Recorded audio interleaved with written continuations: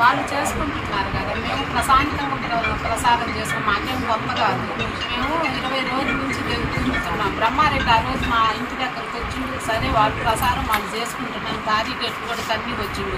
కొద్దిగా రాజకీయాలు చేయకుండా నీతి రాజకీయాలు చేయమని చెప్పండి. వాళ్ళకి అలవాటు కొద్దిగా రాజకీయాలు, రౌడీయిజం చేయటం. మేము ఆ రోజు మా ఇంటి దగ్గరకు వచ్చినా కూడా ఎలక్షన్ టైం మేము అనకూడదు అని, సరే ఎవరి ప్రసారం వాళ్ళది ఎవరికి వాళ్ళకు ఉంటుందని మేము ప్రశాంతంగా ఉన్నాం. ఈరోజు సిరిగిరిపాటు మేము వచ్చాము.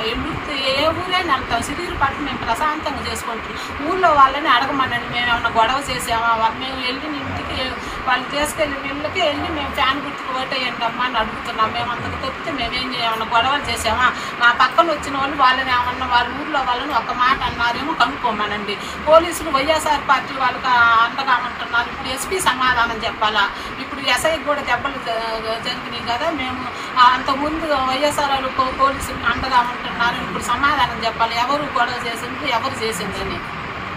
కొద్దిగా రాజకీయాలు చేయకుండా నీతిగా చేయమని చెప్పండి. బ్రహ్మారెడ్డి ఆడవాళ్ళ మీద ప్రతాపం ఉంటే మా వారి మీద చూసుకోమని, మగవాళ్ళు ఉన్నప్పుడు చూసుకోవాలా.